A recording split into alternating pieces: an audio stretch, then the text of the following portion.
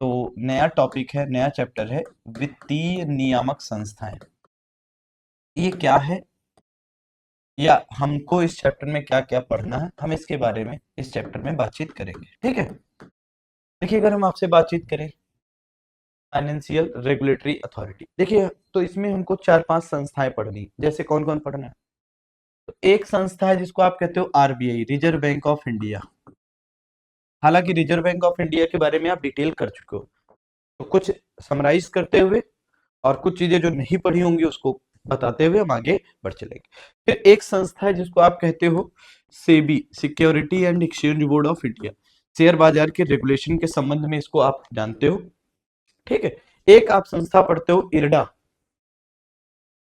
Insurance regulatory development authority. ये बीमा क्षेत्र के रेगुलेशन के लिए एक महत्वपूर्ण संस्था है, इसके बारे में भी हमको देखना है। एक संस्था है पीएफआरडीए, पीएफआरडीए। ये पीएफआरडीए पेंशन फंड के रेगुलेशन से संबंधित एक अथॉरिटी है। ये पेंशन फंड जो लोगों का कलेक्ट होता है उसको रेगुलेट करने के लिए एक संस्था। और एक और संस्था जिसको आईएफएससीए, क्या कहते हैं? आईएफएससीए। ये 5 संस्थाएं हमको यहाँ पर पढ़नी। इन सब संस्थाओं को पढ़ने से पहले एक हम संस्था और पढ़ेंगे जिसका नाम वित्तीय स्थिरता और विकास परिषद। क्या नाम है? वित्तीय स्थिरता और विकास परिषद।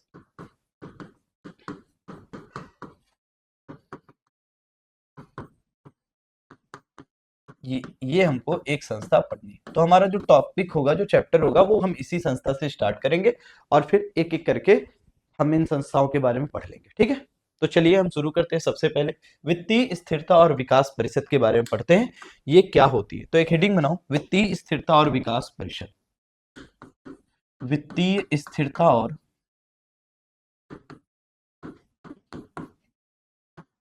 और विकास परिषद।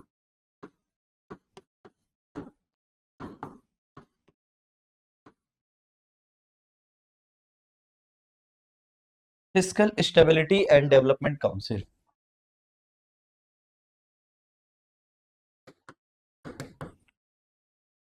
And development council.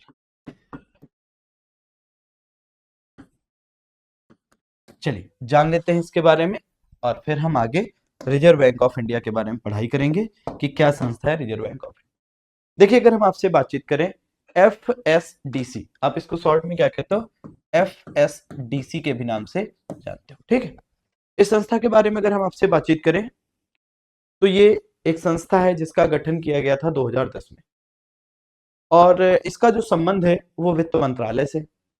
तो थोड़ा थोड़ा सा लिखते हुए चलते हैं। लिखिएगा। सबसे पहले वर्ष 2010 में गठित वित्त मंत्रालय का या इसकी स्थापना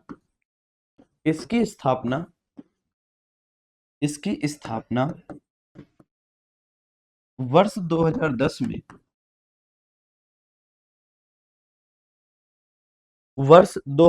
में वित्त मंत्रालय के अंतर्गत की गई थी के अंतर्गत की गई थी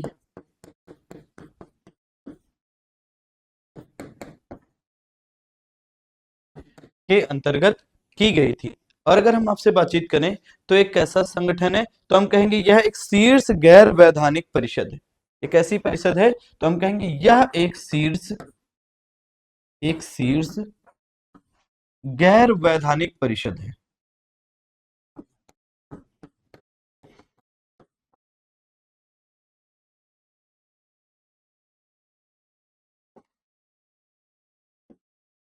शीर्ष गैर वैधानिक परिषद है। ठीक है। इसके साथ साथ अगर हम बातचीत करें तो इसकी जो स्थापना है वो रघुराम जी राजन, भारतीय रिजर्व बैंक ऑफ इंडिया के पूर्व गवर्नर हैं। उन्होंने वित्तीय क्षेत्र में सुधार करने के लिए बेसिकली इसकी स्थापना के बारे में सिफारिश की थी। तो एक और लाइन लिखिएगा। एक और लाइन क्या लिखेंगे? लिखिएगा इसका गठन वित्तीय क्षेत्र में सुधार के लिए गठित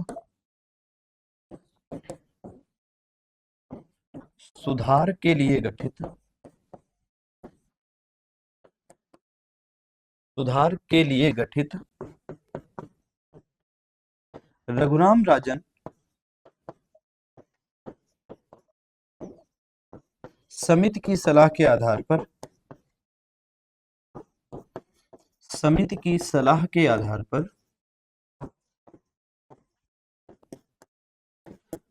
पर किया गया था।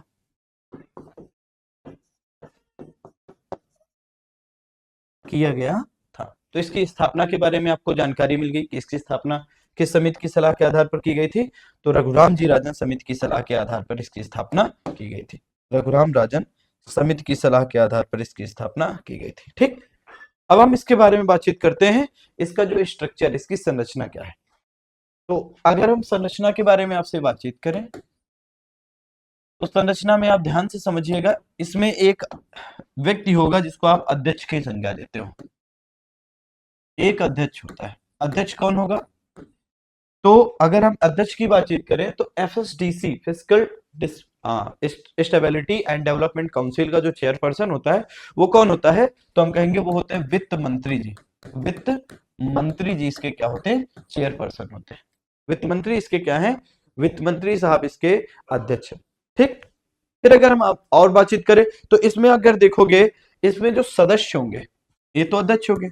जब हम सदस्यों की बातचीत करते हैं तो सदस्यों में जितने भी हमारे यहाँ पर क्या है, वित्तीय क्षेत्र के नियामक है, उनके अध्यक्ष। तो कहेंगे सभी वित्तीय क्षेत्र के नियामकों के अध्यक्ष। क्षेत्र के नियामकों के अध्यक्ष, नियामकों के अध्यक्ष इसके क्या होंगे? सदस्य होंगे। इसके साथ साथ अगर हम आपसे बातचीत करें तो हमारे यहाँ पर एक वित्त सचिव होते हैं, प्लस वित्त सचिव जी इसके सदस्य रहेंगे। वित्त सचिव के साथ साथ अगर हम आपसे बातचीत करें तो और कौन रहेगा? तो आर्थिक मामलों का जो विभाग होगा उसके सचिव, आर्थिक मामलों के विभाग के सचिव, आर्थिक मामलों के विभाग के सचिव,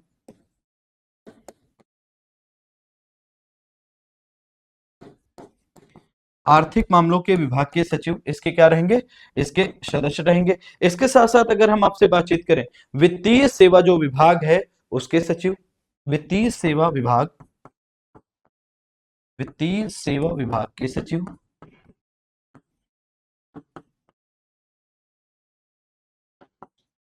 वित्तीय सेवा विभाग के सचिव।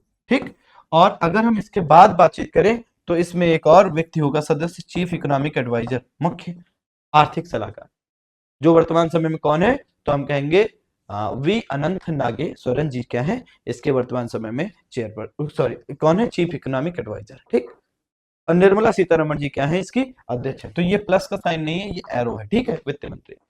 तो इतने लोग होंगे, इसका स्ट्रक्चर होगा।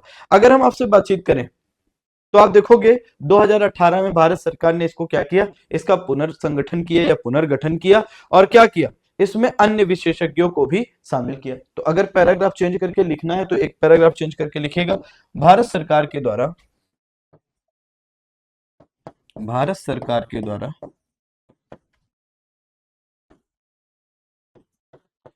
2018 में इसमें संशोधन किया गया। संशोधन किया गया।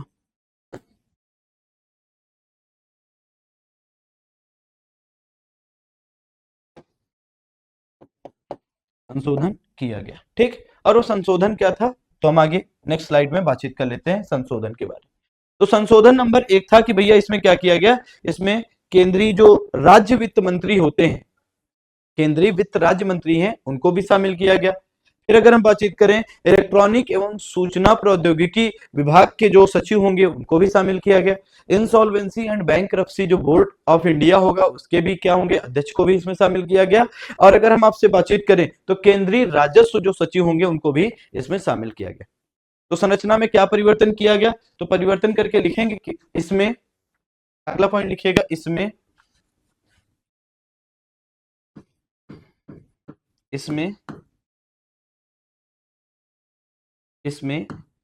केंद्रीय वित्त राज्य मंत्री वित्त राज्य मंत्री, राज्य मंत्री, केंद्रीय वित्त राज्य मंत्री, कॉमा, इलेक्ट्रॉनिक और सूचना, इलेक्ट्रॉनिक और सूचना, सूचना प्रौद्योगिकी विभाग के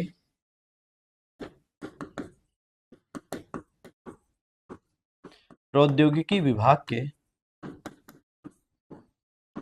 सचिव,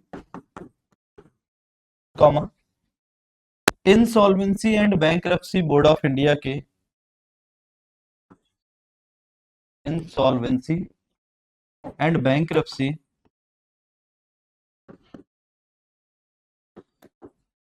बोर्ड ऑफ इंडिया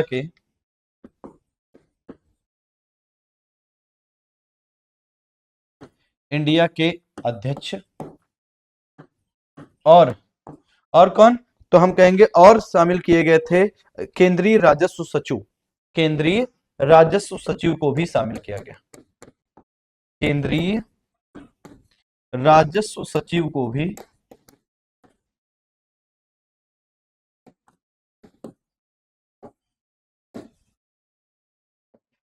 केंद्रीय राजस्व सचिव को भी शामिल किया गया, शामिल किया गया। ठीक, तो ये एक इसका नया स्ट्रक्चर बनके तैयार हो गया। अब प्रश्न उठता है, अगला जो प्रश्न उठता है, प्रश्न क्या है, अगला प्रश्न है कि भैया ये जो है इसके कार्य क्या है।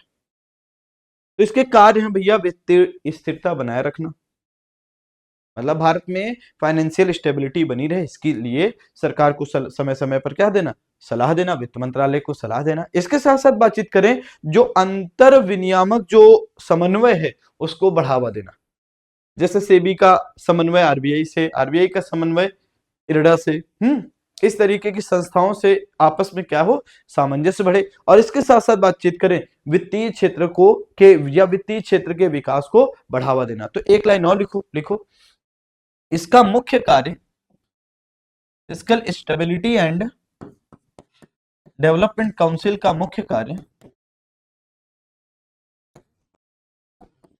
या के मुख्य कार्य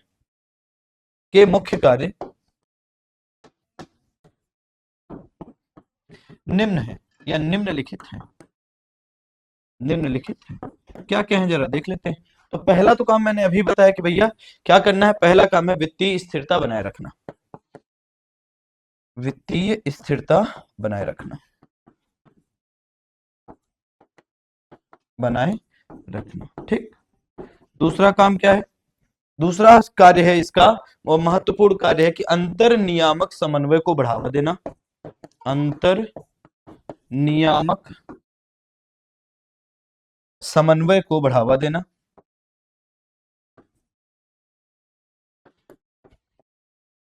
बढ़ावा देना।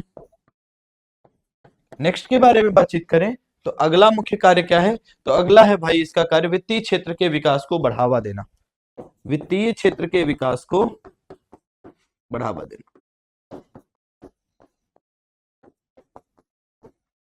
वित्तीय क्षेत्र के विकास को बढ़ावा देना। तो ये इसके कुछ मुख्य कार्य हैं, मुख्य फंक्शन। अगर हम थोड़ी सी इसी में एक और पॉइंट बचता है, इसके बारे में बातचीत कर लेते हैं, ये संस्था आपकी खत्म हो जाती है।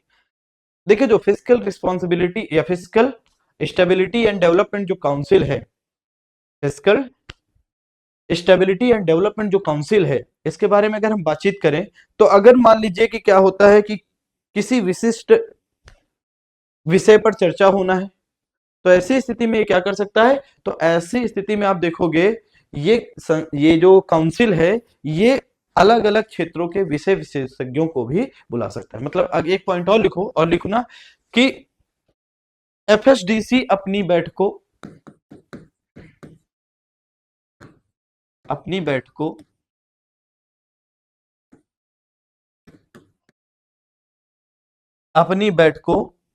में आवश्यकता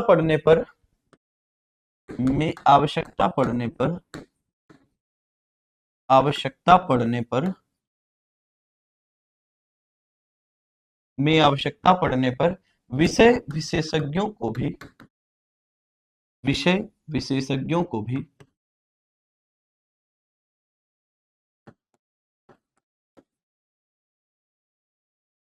विषय विशेषज्ञों को भी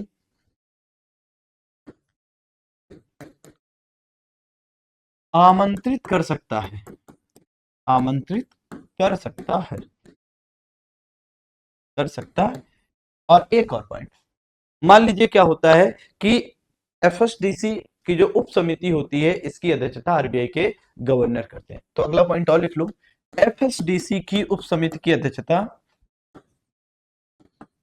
उप समिति की अध्यक्षता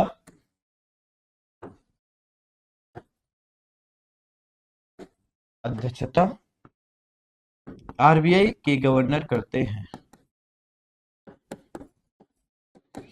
आरबीआई के गवर्नर करते हैं। और आरबीआई के गवर्नर कौन है? तो वर्तमान समय में आरबीआई के जो गवर्नर है वो संजय मल्होत्रा जी है। ठीक है, तो इतना ध्यान रखेंगे, इतनी चीजें हैं आपकी एफएसडीसी में जो हमको पढ़ना है। ठीक है, यहां तक किसी को कोई दिक्कत? चलिए अब हम दूसरी संस्था के बारे में पढ़ने चले जिसका नाम है रिजर्व बैंक ऑफ इंडिया।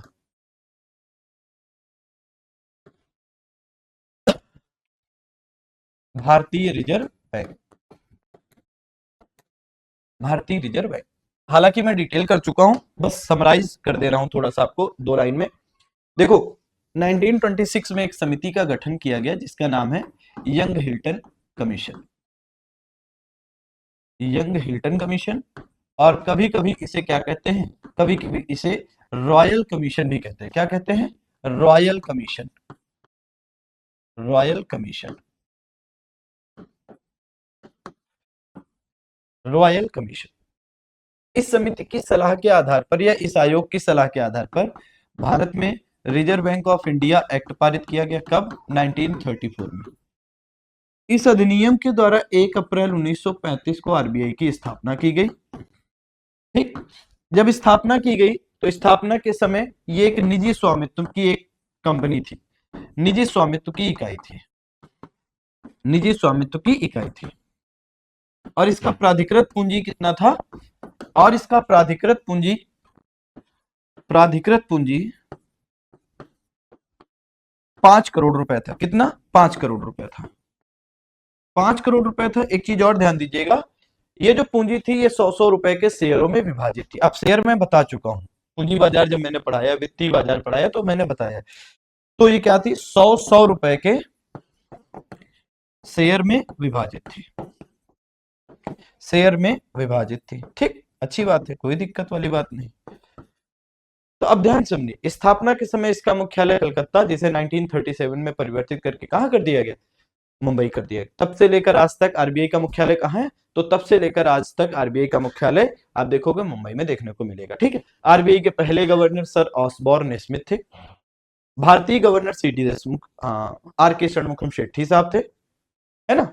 नहीं नहीं, सीडी देशमुख साहब थे, सीडी देशमुख साहब थे फाइनेंस मिनिस्टर और आरबीआई के गवर्नर में थोड़ा सा कंफ्यूजन हो गया था। आप ऐसे देखेंगे सीडी देशमुख साहब थे। ठीक है, और बाद में काम करते करते करते इसमें ढेर सारे लोग आरबीआई के गवर्नर के रूप में काम किए, आईजी पटेल साहब और इसके साथ साथ डॉक्टर मनमोहन सिंह, आप मोन्टेक सिंह अहलूवालिया को भी देख सकते हो। ठीक है, इसी तरीके से रघुराम जी राजन को भी देख सकते हो। इसी तरीके से अगर आप देखो तो अभी शक्तिकांत दास जी थे पीछे, और अभी संजय मल्होत्रा जी आए। तो ढेर सारे लोग गवर्नर की सूची में है आरबीआई के गवर्नर। ठीक, आरबीआई का जो शासन प्रशासन होता है वो 21 सदस्यों के केंद्रीय निदेशक मंडल के द्वारा किया जाता है। तो ये मैं आपको आज जब मैंने मॉनेटरी पॉलिसी पढ़ाया था तो वहां पर मैंने आपको डिटेल कर दिया था। अब यहाँ पर थोड़ी सी बात ध्यान से समझिएगा, आरबीआई की जो धारा 7 है, एक आरबीआई एक्ट है ये 1934, इसकी एक शेड्यूल्ड है, इसकी एक आर्टिकल है, कौन से? 7। वो 7 आर्टिकल क्या कहता है? कहता है कि भारत सरकार आरबीआई के परामर्श करके, भारत सरकार आरबीआई से परामर्श करके ऐसे दिशा निर्देश जारी कर सकती है, ऐसे दिशा निर्देश बैंकों को दिए जा सकते हैं जो जनता के क्या हो? जो जनता के हित में आवश्यक हो। तो एक लाइन और लिखो यहां पर से जो काम लिखे, लिखिएगा आरबीआई एक्ट की धारा 7 के अनुसार, 7 के अनुसार भारत सरकार, भारत सरकार आरबीआई से परामर्श करके, आरबीआई से परामर्श करके करके वाणिज्यिक बैंकों को ऐसे दिशा निर्देश दे सकती है, वाणिज्यिक बैंकों को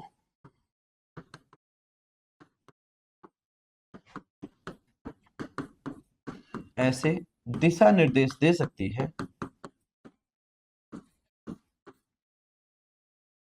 ऐसे दिशा निर्देश दे सकती है, ऐसे दिशा निर्देश दे सकती है जो जनता के हित के लिए आवश्यक हो,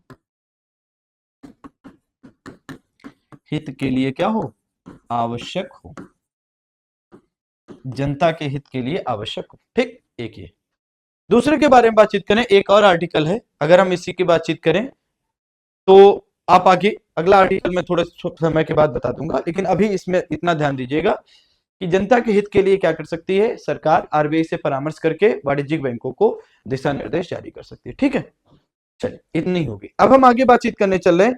देखो आरबीआई के जो फंक्शंस हैं, वो फंक्शन के बारे में अगर हम आपसे बातचीत करें तो फंक्शन ढेर सारे, हालांकि मैं आरबीआई के कार्यों को बता चुका हूं। ओरल में अगर हम आपसे बातचीत करें तो ओरल में अगर हम कहें तो एक हेडिंग टाइप का ऐसे आरबीआई के कार्य, आरबीआई के कार्य क्या क्या कार्य हैं जरा देख लेते हैं। आरबीआई के कार्य को देख लेते हैं कि क्या क्या आरबीआई के कार्य हैं। देखो पहला काम कह दे रहा हूं मैं, मौद्रिक प्राधिकरण है, मौद्रिक प्राधिकरण है। अब ये मौद्रिक प्राधिकरण क्या होता है, मौद्रिक प्राधिकरण के बारे में आप सोचिए, थोड़ा सा बताइएगा मौद्रिक प्राधिकरण क्या है।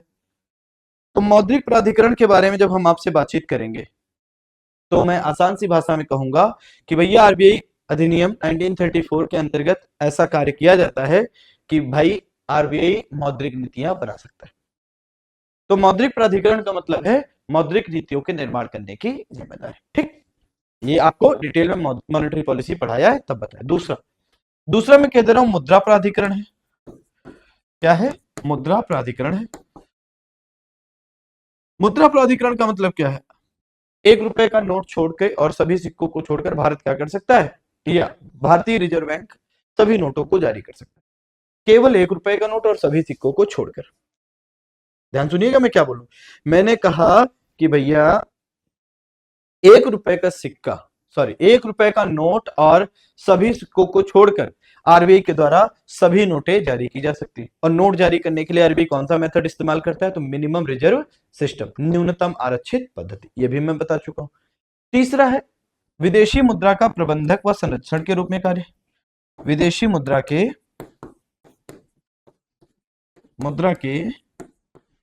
प्रबंधक व संरक्षक, प्रबंधक व संरक्षक के रूप में कार्य, के रूप में कार्य।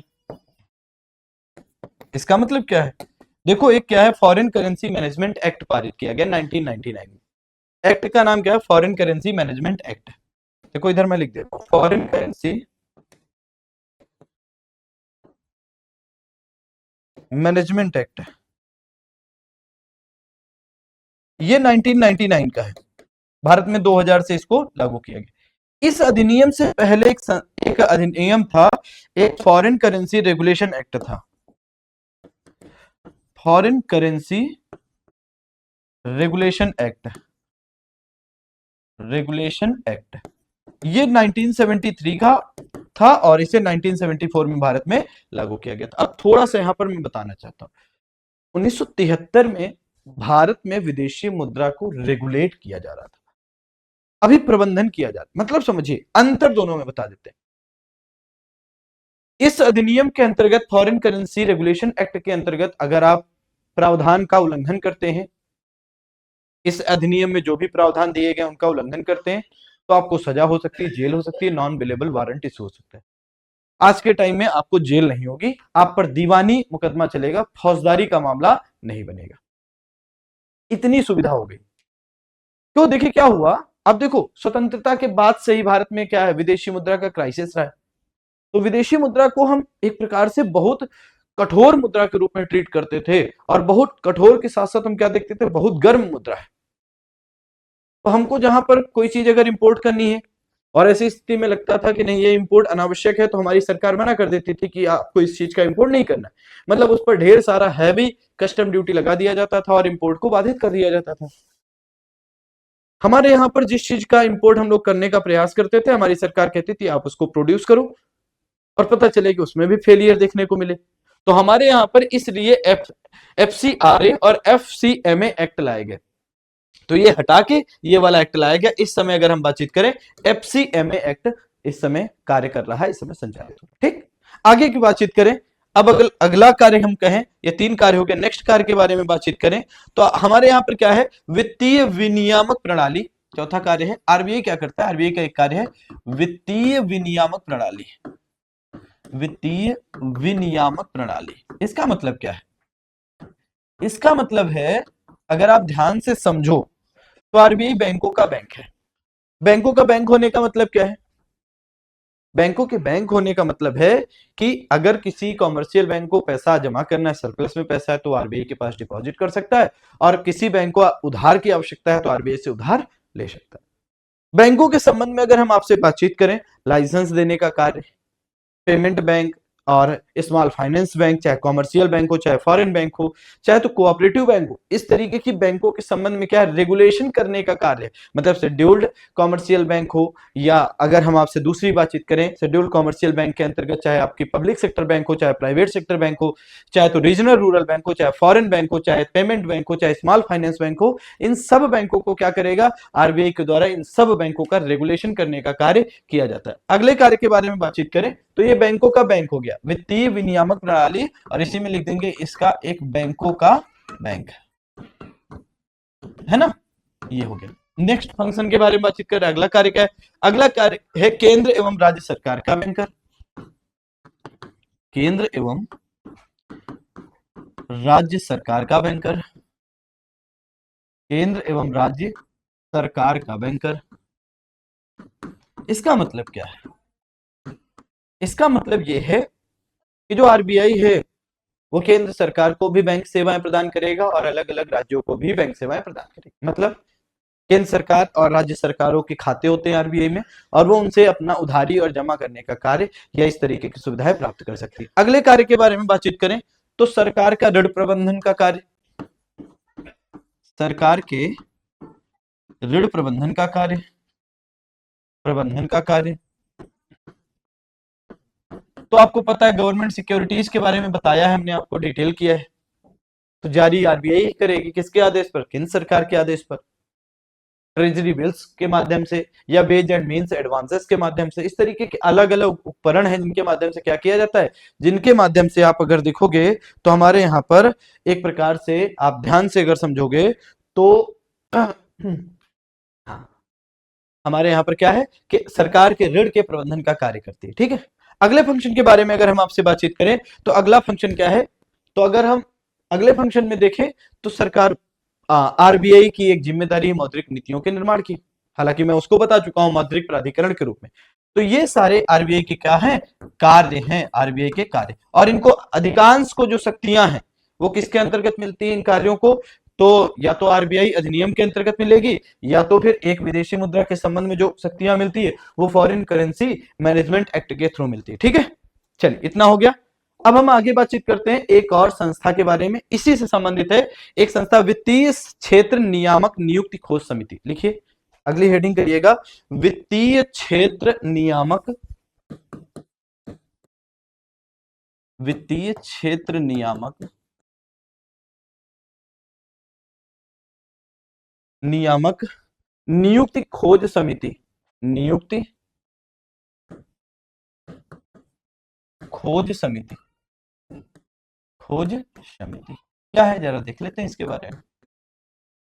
देखिए, अगर हम इस समिति के बारे में आपसे बातचीत करें तो ये जो समिति है इसमें क्या होता है, वित्तीय क्षेत्र के नियामकों के जो अध्यक्ष होंगे वो पूर्णकालिक और अंशकालिक जो सदस्य होंगे, इनके चयन के लिए क्या किया जाता है, इन इन समिति जो भी आपके वित्तीय क्षेत्र के नियामक हैं उनके अध्यक्ष और सदस्य, चाहे सदस्य पूर्णकालिक हो चाहे अंशकालिक सदस्य हो, उनके चयन के लिए क्या किया जाता है, उनके चयन के लिए जो समिति बनती है वो समिति का नाम वित्तीय क्षेत्र नियामक नियुक्ति खोज समिति।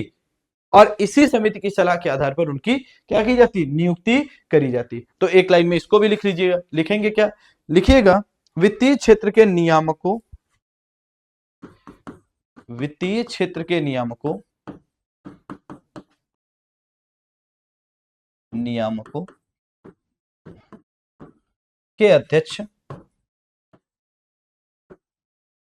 कॉमा पूर्णकालिक तथा अंशकालिक सदस्यों,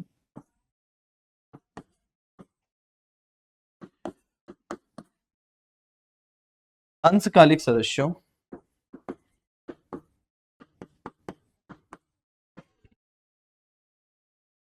सदस्यों, अंशकालिक सदस्यों के चयन के लिए, के चयन के लिए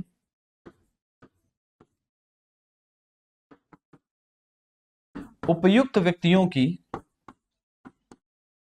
उपयुक्त व्यक्तियों की खोज, उपयुक्त व्यक्तियों की खोज या सिफारिश के लिए वित्तीय क्षेत्र में, वित्तीय क्षेत्र में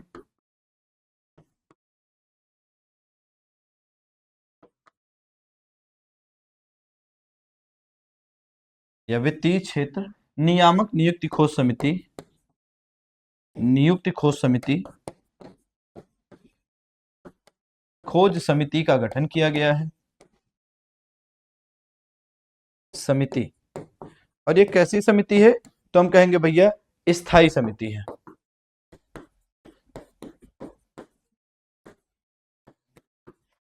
का गठन किया गया है, किया गया है, का गठन किया गया है। ठीक है, तो एक तो ये आपकी वित्तीय क्षेत्र नियामक नियुक्ति खोज समिति के बारे में इंफॉर्मेशन थी थोड़ी सी, जिसके बारे में मैंने आपको समझाया। दूसरी एक और है सार्वजनिक ऋण प्रबंधन सेल के बारे में। तो एक अगली हेडिंग करो, सार्वजनिक ऋण प्रबंधन सेल, सार्वजनिक ऋण प्रबंधन सेल, प्रबंधन सेल, पब्लिक डेप्ट मैनेजमेंट सेल,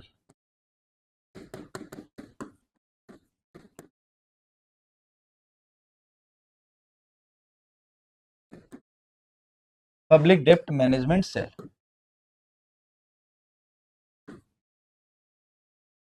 पब्लिक डेप्ट मैनेजमेंट सेल। अगर हम इसके बारे में आपसे बातचीत करें तो ये क्या है, जरा देखिएगा। देखिए, अगर हम आपसे बातचीत करें तो ये जो सेल है, इसको आप एक कमीशन मान लो, एक समिति मान लो। इस समिति का जो गठन है वो मिनिस्ट्री ऑफ फाइनेंस के अंतर्गत किया गया, वित्त मंत्रालय के अंतर्गत किया है। ठीक है, ये क्या है, ये जो है, ये अगर हम आपसे बातचीत करें तो ये एक स्वतंत्र और वैधानिक एजेंसी है। स्वतंत्र है, इसके कार्य स्वतंत्र होंगे, और वैधानिक का मतलब इसके कार्य को एक मतलब एक्ट के थ्रू प्रदान किया गया हो, इसकी शक्तियां जो है एक एक्ट प्रदान करता है। ठीक, अब सुनिएगा इसके बारे में। ये क्या करता है, इसके पास सरकार के लिए कुछ सलाहकारी कार्य होते हैं। जैसे क्या कार्य, कि भैया सरकार के लिए उधार लेना, कब कितना किस मात्रा में उधार लेना, कितने ब्याज दर पर, तो इसका कार्य। इसके साथ साथ बातचीत करें अन्य घरेलू उधारों को क्या करना, प्राप्त करना, और समय पर उनका क्या करना, निपटान करना, एक ये भी कार्य है। इसके साथ साथ अगर हम बातचीत करें तो आप देखोगे तो एक प्रकार से जो घरेलू सेविंग्स होती हैं, जो छोटी छोटी सेविंग्स होती हैं, उनको क्या करना है, उनको भी समायोजित करना और सरकार के लिए क्या करना, उनको प्रयोग करने की एक प्रकार से सलाह देना। तो एक लाइन में इसको भी लिखिएगा, इसको भी थोड़ा सा कर लेते हैं, लिखिएगा यह वित्त मंत्रालय के अंतर्गत, वित्त मंत्रालय के अंतर्गत, के अंतर्गत एक स्वतंत्र एवं, स्वतंत्र एवं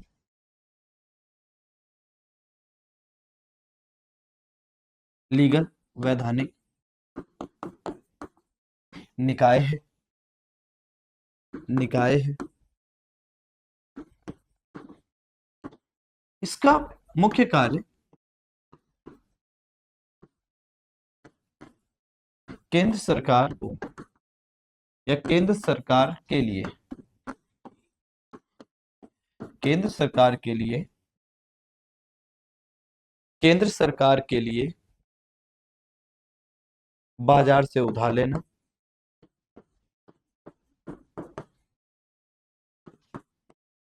या अन्य घरेलू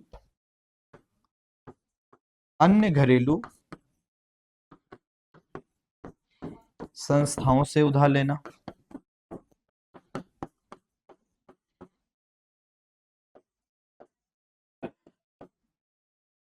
अन्य घरेलू संस्थाओं से उधार लेना, कॉमा,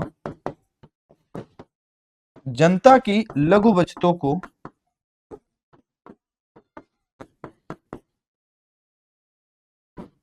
उपयोग के संदर्भ में सलाह देना है, सलाह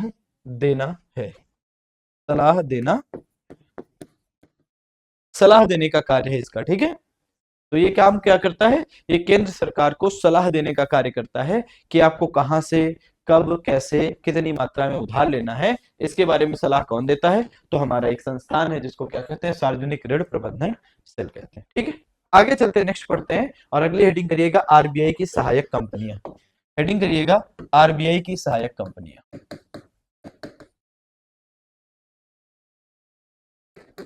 आरबीआई की सहायक कंपनियां कौन कौन सी कंपनियां, जरा देख लेते हैं एक एक लाइन में, थोड़ा थोड़ा सा देखते हैं। देखिए, एक कंपनी होती है जिसको कहते हैं भारतीय जमा बीमा और क्रेडिट गारंटी निगम। क्या है, एक कंपनी है जिसको आप कहते हो भारतीय जमा बीमा और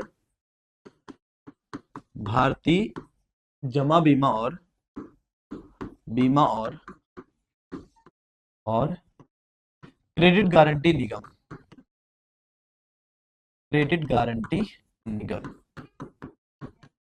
एक संस्था आपकी है। एक संस्था है जिसको आप कहते हो आरबीआई द्वारा नोट मुद्रण प्राइवेट लिमिटेड, आरबीआई नोट मुद्रण प्राइवेट लिमिटेड। नेक्स्ट के बारे में अगर हम आपसे बातचीत करें तो तीसरा क्या है, तो तीसरा है आपका आरबीआई सूचना प्रौद्योगिकी प्राइवेट लिमिटेड, आरबीआई सूचना प्रौद्योगिकी प्राइवेट लिमिटेड।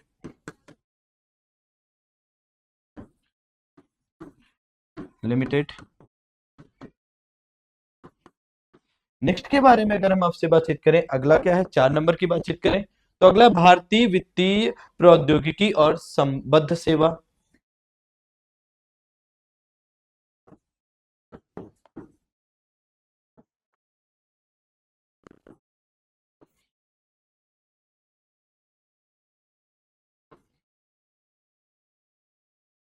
संबद्ध सेवा। नेक्स्ट के बारे में अगर हम बातचीत करें तो एक और कंपनी है, सहायक कंपनी, जिसको रिजर्व बैंक इनोवेशन हब कहते हैं। क्या कहते हैं, रिजर्व बैंक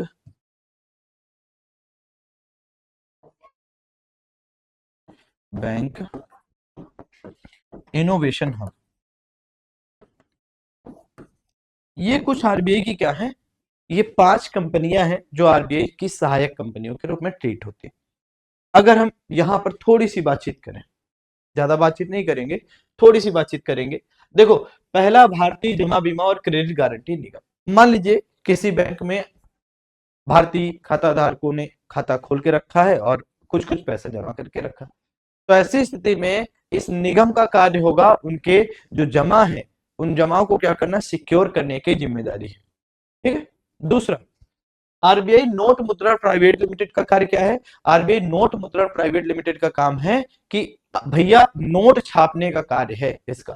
फिर आरबीआई सूचना प्रौद्योगिकी प्राइवेट लिमिटेड, जो इंफॉर्मेशन है कलेक्ट करना, जैसे नई नई इंफॉर्मेशन होती, आजकल आप देखते हो कि भैया ब्लॉकचेन टेक्नोलॉजी का प्रयोग हो रहा है, तो हमारे यहाँ पर बैंकिंग मैकेनिज्म को कैसे इस्तेमाल, कैसे प्रयोग किया जाए, कैसे सुरक्षा बढ़ाई जाए, इसके संबंध में क्या करना, सूचना प्रौद्योगिकी का प्रयोग करने के संबंध में। अगला भारतीय वित्तीय प्रौद्योगिकी और संबद्ध सेवा, और फिर नेक्स्ट है रिजर्व बैंक इनोवेशन हब, नई नई तकनीकी नया नया मेथड इन्वेंट करना, ताकि हम क्या कर सके, हम या आरबीआई अपने भारत देश के नागरिकों या भारत देश में जो भी लोग जमा करने वाले व्यक्ति हैं, जो भी नगदी के संबंध में कार्य करने वाले लोग हैं, उनको क्या किया जा सके, उनको नई नई तकनीकी का प्रयोग सिखाया जा सके और उनको सुरक्षा प्रदान की जा सके। ठीक है, चलिए इतनी हो गई। अब देखो एक मुद्दा होता है आरबीआई का भारत सरकार के साथ में, मुद्दा क्या है, मुद्दा है आरबीआई अधिशेष हस्तांतरण। तो एक हेडिंग करिएगा, आरबीआई अधिशेष हस्तांतरण, आरबीआई अधिशेष हस्तांतरण।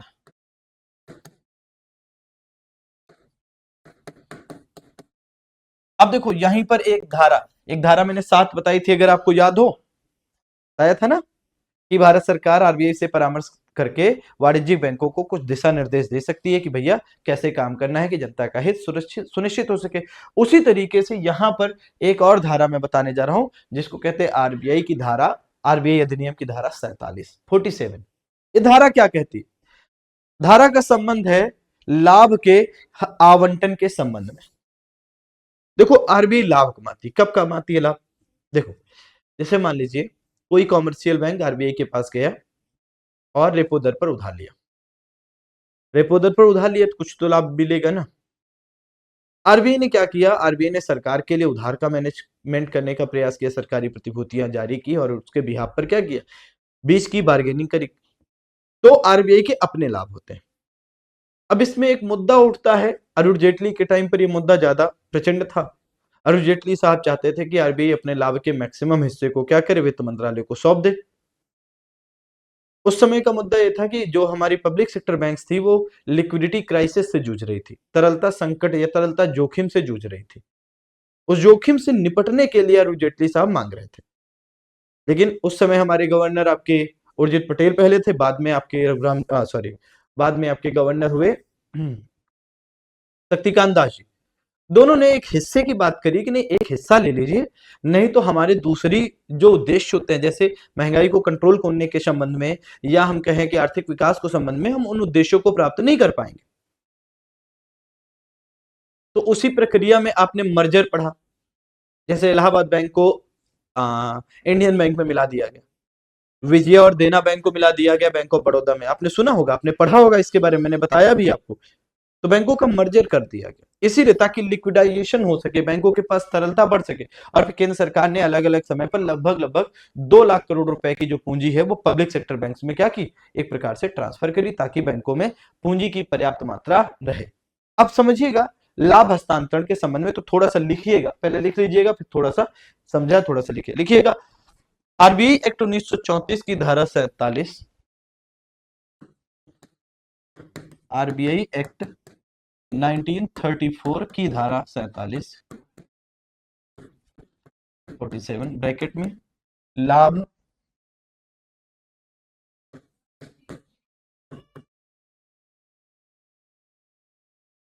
आवंटन,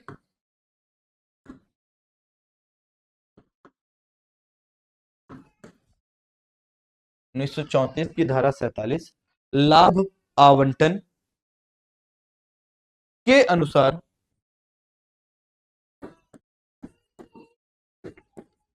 अनुसार आरबीआई अधिशेष को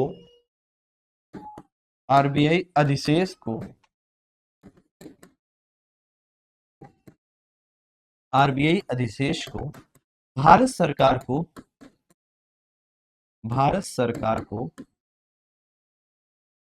आरबीआई अधिशेष को भारत सरकार को हस्तांतरित करेगी।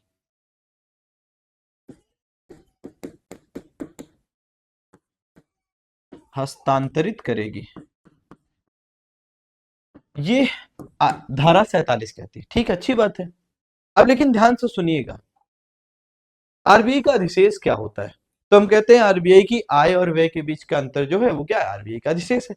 तो पैराग्राफ चेंज करके लिखिएगा, आरबीआई के आय और व्यय के अंतर को आरबीआई के आय और व्यय के अंतर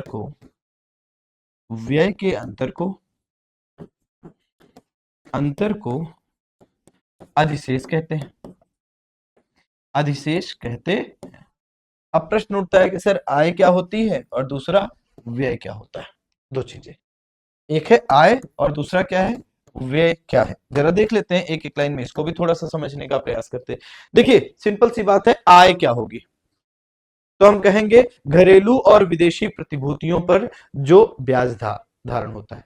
तो पहला आय का सोर्स क्या होगा, घरेलू और विदेशी प्रतिभूतियों पर ब्याज धारक, घरेलू और विदेशी प्रतिभूतियों पर ब्याज,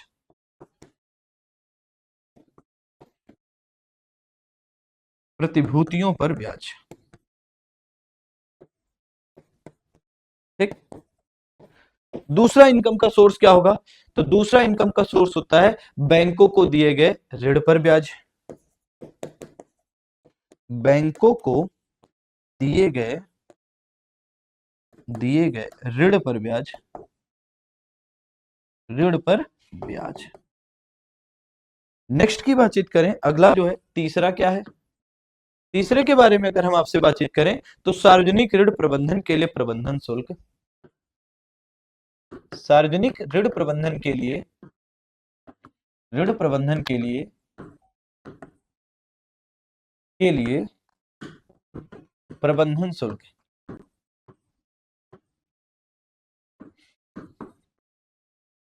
और अगला चौथा, तो चौथे के बारे में कहें तो हम कहें सहायक कंपनियों और सहयोगियों से वापसी, सहायक कंपनियों और सहयोगियों से प्राप्ति, सहायक कंपनियों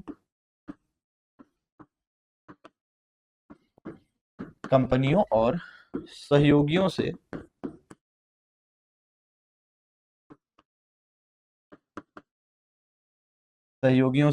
वापसी या सहयोगियों से प्राप्ति। तो ये इनकम हो गया। अब प्रश्न उठता है कि भैया खर्चा क्या है, तो खर्चे का सबसे बड़ा स्रोत क्या है भैया, सबसे बड़ा स्रोत है करेंसी नोट का मुद्रण, करेंसी नोट का मुद्रण। भैया नोट जो छापेगी, नोट क्या फ्री में छप जाएगी, नोट छापने के लिए पैसा खर्च होगा ना, तो पैसा खर्च हो गया तो व्यय हो गया। दूसरा क्या कहेंगे, कर्मचारियों के वेतन और पेंशन, भाई कर्मचारियों को वेतन भी देना है, तो कर्मचारियों के वेतन और पेंशन।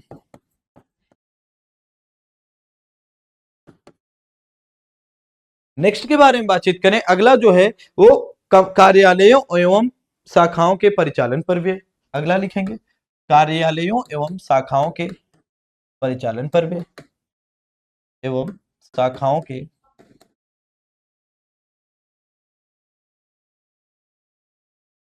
परिचालन पर व्यय, है ना। अब जैसे अलग अलग शहरों में क्षेत्रीय ऑफिसेस होते हैं, अन्य प्रकार की शाखाएं होती हैं, तो वहां पर भैया बिजली का बिल, अन्य प्रकार के खर्चे आएंगे कि नहीं, आएंगे ना। अगला क्या होगा, हम कहेंगे जमा और उधार पर ब्याज का भुगतान, जमा और उधार पर ब्याज का भुगतान, जमा और उधार पर ब्याज का भुगतान, ब्याज का भुगतान। इसका मतलब है रिवर्स रेपो रेट।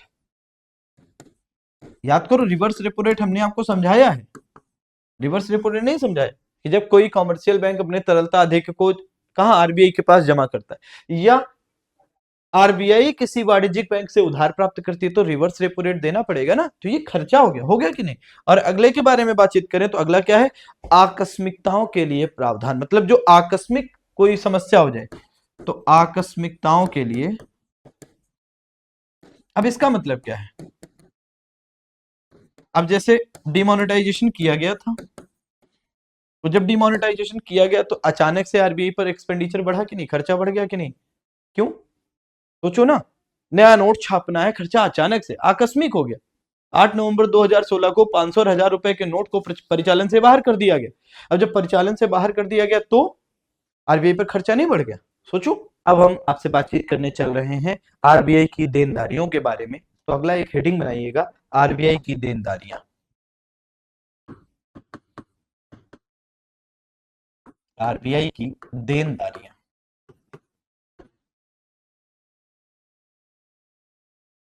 देखिए आरबीआई की देनदारियों के बारे में बातचीत करें, मतलब जो लाइबिलिटी होती है, लाइबिलिटी का मतलब जिसको आपको चुकाना होता है, वापस करना होता है। जैसे आपने किसी बैंक से उधार लिया तो उसको आपको वापस करने की एक प्रकार से क्या रहेगी, बाध्यता रहेगी। ठीक है। और एक एसेट होता है, एसेट का मतलब होता है जिस चीज के आप स्वामी हो। तो जैसे आपके पास घर है, तो घर के अगर घर लोन पर नहीं है तो ऐसी स्थिति क्या होगी, घर के आप मालिक होगे, घर आपका एसेट होगा। ठीक। तो जिसको वापस करना होता है, जो आप पर देयता होता है, उसे देनदारियों के रूप में ट्रीट करते हैं। तो आरबीआई की देनदारियां क्या होती है? तो आरबीआई की पहली सबसे बड़ी देनदारी है जारी किए गए नोट। जारी किए गए नोट। भाई आरबीआई ने जो भी नोट जारी किए हैं उसको वापस करने की जिम्मेदारी, वापस लेने की जिम्मेदारी आरबीआई की होगी। ठीक। दूसरे के बारे में बातचीत करें, आरबीआई के पास जो जमा राशि होती है, आरबीआई के पास जमा राशि, जो भी आरबीआई के पास जमा राशियां होंगी, आरबीआई के पास जमा राशि का मतलब क्या होता है, जैसे अगर हम कहें, चाहे तो वो भारत सरकार की हो, गवर्नमेंट ऑफ इंडिया की कुछ पैसा जमा हो, चाहे वो स्टेट गवर्नमेंट का कुछ पैसा जमा हो, चाहे स्टेट गवर्नमेंट का पैसा कुछ जमा हो, चाहे तो अगर हम बातचीत करें कुछ कोऑपरेटिव बैंक का या कॉमर्शियल बैंक का कुछ पैसा जमा हो, चाहे तो कोऑपरेटिव बैंक, और या फिर हम कहें कॉमर्शियल बैंक,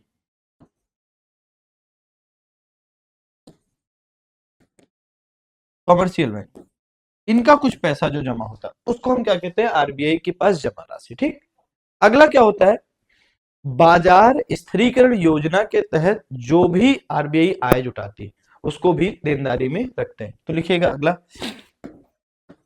बाजार स्थिरीकरण योजना के अंतर्गत, स्थिरीकरण योजना के अंतर्गत आरबीआई द्वारा जुटाया गया धन, आरबीआई द्वारा जुटाया गया धन। और अगला और चौथे के बारे में कहें, गैर मौद्रिक देनदारियां, गैर मौद्रिक देनदारी। गैर मौद्रिक देनदारियों का मतलब क्या है,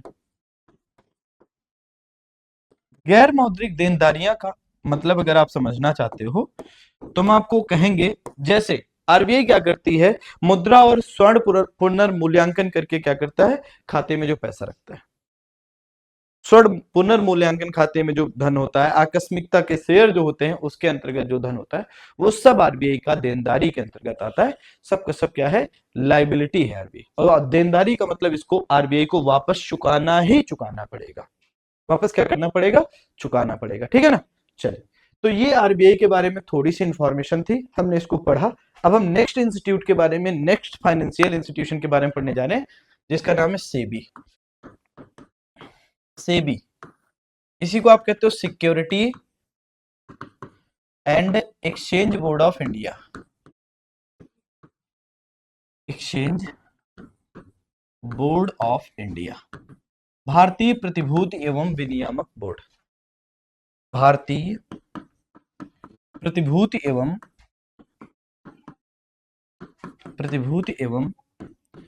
विनियामक बोर्ड,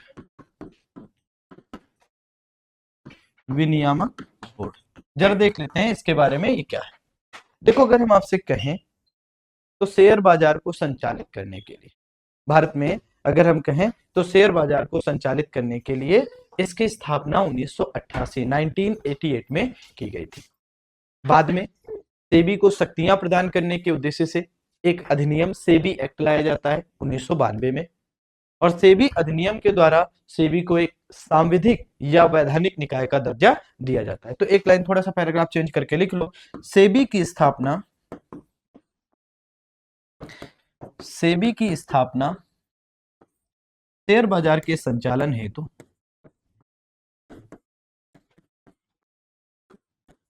शेयर बाजार के संचालन हेतु 1988 में की गई थी,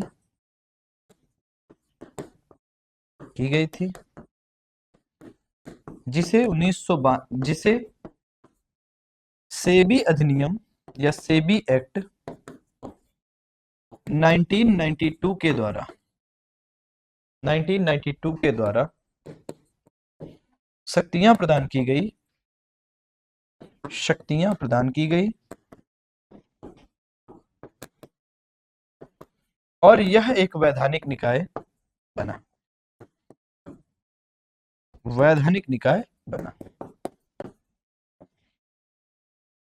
वैधानिक निकाय बना। ठीक, तो ये हमारा स्टैच्यूरी बॉडी बन रही है। अब इसमें अगर हम आपसे बातचीत करें, इसका मुख्यालय कहाँ है? तो इसका हेडक्वार्टर आप जानते हो मुंबई महाराष्ट्र में है, सबको पता है इसका मुख्यालय। ठीक, अब इसकी संरचना के बारे में बातचीत करें। इसकी संरचना, तो संरचना में जब हम आपसे बातचीत करते हैं तो संरचना में देखोगे एक अध्यक्ष होता है और 8 सदस्य होते हैं। एक कौन होगा? एक चेयरपर्सन होगा, अध्यक्ष होता है, हर बॉडी में एक अध्यक्ष होता है। जैसे सुप्रीम कोर्ट में चीफ जस्टिस ऑफ इंडिया, उसी तरीके से यहां पर कौन होगा? एक अध्यक्ष होंगे और 8 क्या होंगे? 8 एक अध्यक्ष होगा और 8 अन्य सदस्य होंगे जो क्या करेंगे? जो सेबी के संचालन में इसकी मदद करेंगे। ठीक, चलिए बातचीत करें। इसी के अंतर्गत एक है प्रतिभूति अपीलीय न्यायाधिकरण। तो एक हेडिंग करो, प्रतिभूति अपीलीय न्यायाधिकरण।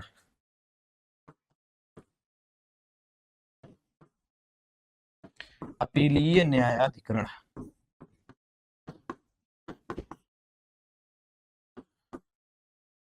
Securities appellate tribunal, SAT. SAT बोलते हैं इसको।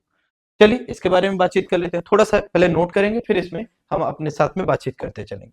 पहला पॉइंट इसमें जो हमको नोट करना है वो क्या है? पहला पॉइंट लिखेंगे, लिखिएगा सेबी एक्ट 1992 के तहत एसएटी की स्थापना, सेबी एक्ट 1992 के तहत की गई। यह एक वैधानिक निकाय, यह एक वैधानिक निकाय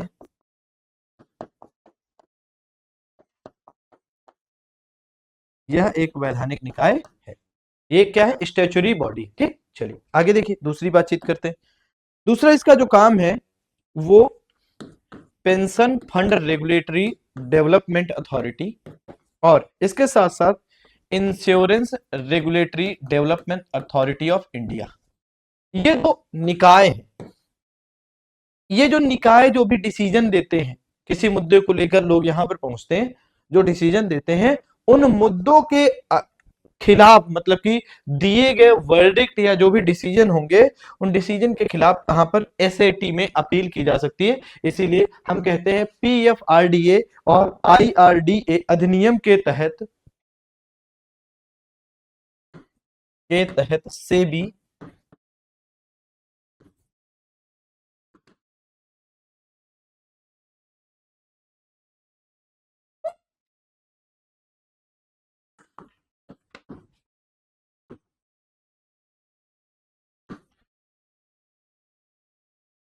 सेबी तथा न्याय निर्णयन अधिकारी द्वारा पारित आदेशों तथा न्याय निर्णयन अधिकारी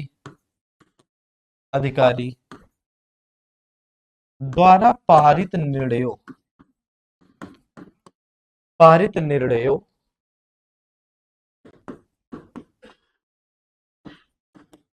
द्वारा पारित निर्णयों के खिलाफ अपीलों को सुनना,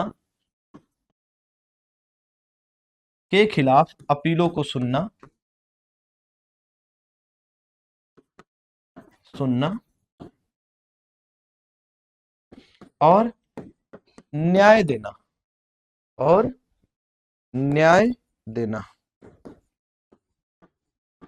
ठीक है, इसमें अगर हम बातचीत करें सिविल न्यायालय की निहित शक्तियां होंगी।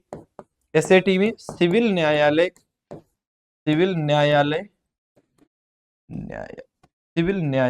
के खिलाफ शक्तियां, या सॉरी सिविल न्यायालय के समान शक्तियां। एसएटी में जो एसएटी की जो पावर होती है वो लगभग सिविल न्यायालय के समान होती है। इसके साथ साथ अगर हम और बातचीत करें, यदि कोई व्यक्ति सेट के निर्णय या आदेश से व्यथित महसूस करता है, यदि कोई व्यक्ति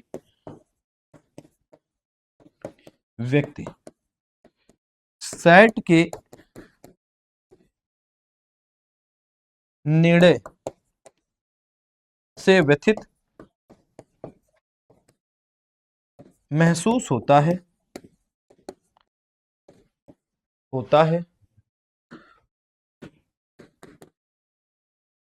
तो वह सुप्रीम कोर्ट में जा सकता है।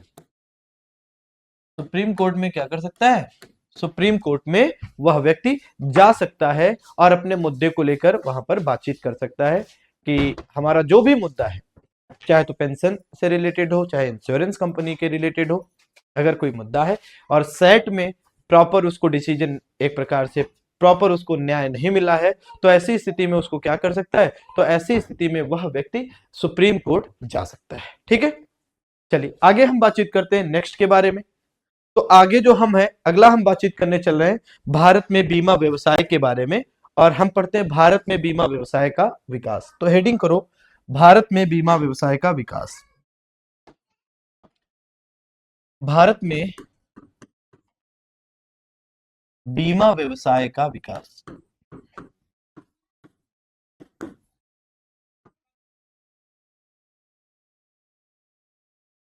भारत में बीमा व्यवसाय का विकास, देखिए थोड़ी कहानी है, मैं चाहता हूं कि आप लोग सुन लो, बाकी हैंडआउट में लिखा हुआ काफी चीजें मिल जाएंगी और आप उसको क्या करिएगा, आप उसको हैंडआउट से पढ़ लीजिएगा, बाकी मैं कुछ इंफॉर्मेशन आपको दे दे रहा हूँ। ठीक है, तो अगर हम बीमा व्यवसाय के विकास के बारे में बातचीत करें, तो भारत में बीमा व्यवसाय का विकास आप देखोगे तो लगभग 1818 के आसपास से शुरू होता है।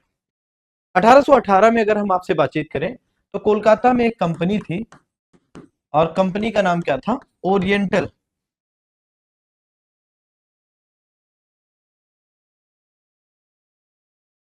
ओरिएंटल जीवन बीमा कंपनी थी, उसने क्या किया, भारत में अपना सबसे पहले व्यवसाय जीवन बीमा का, यह बीमा व्यवसाय प्रारंभ किया। ठीक है, इसके बाद फिर 1912 में अगर हम आपसे बातचीत करें, 1912 में आप देखोगे तो एक एलआईसी एक्ट लाया गया और इस एक्ट के तहत क्या किया गया, बीमा व्यवसाय को विनियमित करने का प्रयास किया गया और ये पहला अधिनियम था जिसके तहत बीमा व्यवसाय को नियोजित करने का प्रयास किया गया।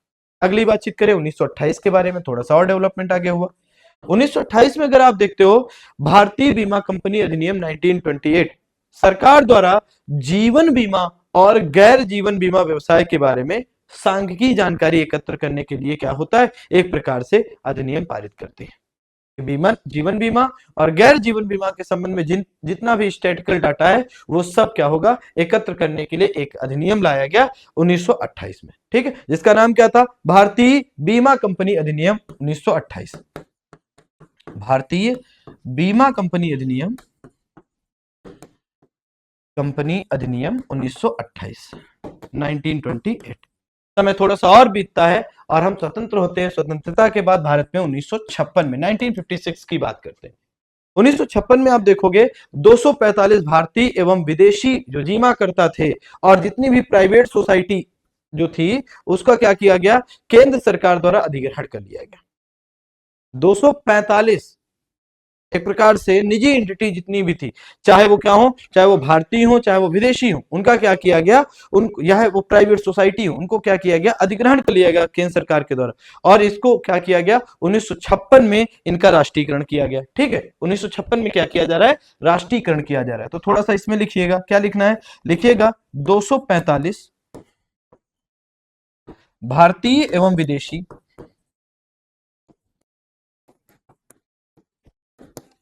बीमाकर्ता तथा प्राइवेट सोसाइटी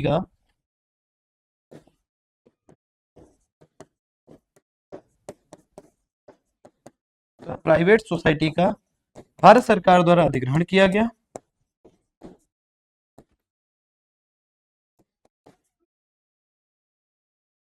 भारत सरकार द्वारा अधिग्रहण किया गया। भारत सरकार द्वारा क्या किया गया, अधिग्रहण किया गया और उसके साथ साथ अगर हम आपसे बातचीत करें 1956 में इनका राष्ट्रीयकरण किया गया और 1956 में 1956 में इनका राष्ट्रीयकरण किया गया, राष्ट्रीयकरण किया गया।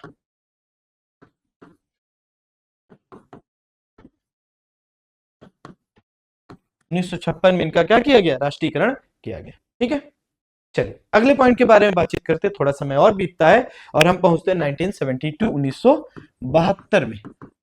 1972 की जब हम आपसे बातचीत करते हैं तो हमारे यहां पर सामान्य बीमा व्यवसाय राष्ट्रीयकरण अधिनियम पारित किया गया। क्या पारित किया गया? सामान्य बीमा व्यवसाय अधिनियम पारित किया गया। और इस अधिनियम के द्वारा क्या किया गया? तो इस अधिनियम के द्वारा देश में गैर जीवन बीमा का भी राष्ट्रीयकरण किया गया। इसके द्वारा क्या किया गया? गैर जीवन बीमा का भी राष्ट्रीयकरण कर दिया गया। गैर जीवन बीमा का राष्ट्रीयकरण किया गया। राष्ट्रीयकरण किया गया। ठीक, आगे चलते हैं। थोड़ा सा और समय बीतता है, थोड़ा सा समय बीतता है और अगर हम आपसे बातचीत करें तो फिर हमारे यहां पर 1993 में एक समिति का गठन किया जाता है बीमा क्षेत्र में सुधार के लिए, जिसको आप मल्होत्रा समिति के नाम से जानते हैं। तो अगला लिखिएगा, अगला क्या लिखेंगे? लिखेंगे 1993 में, 1993 में बीमा क्षेत्र में सुधार हेतु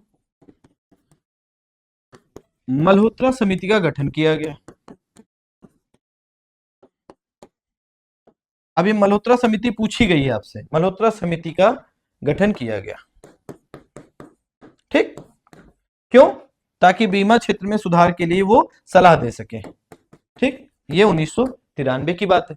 थोड़ा सा समय और बीतता है और हम पहुंचते हैं वर्ष 2000। वर्ष 2000 में वैधानिक निकाय के रूप में IRDA की स्थापना हुई। वर्ष 2000 में वैधानिक निकाय के रूप में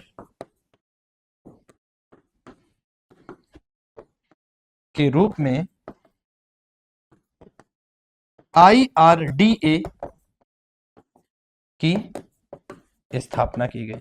हालांकि IRDA जो अधिनियम है वो 1999 का है, बाद में स्थापना इसकी कब है?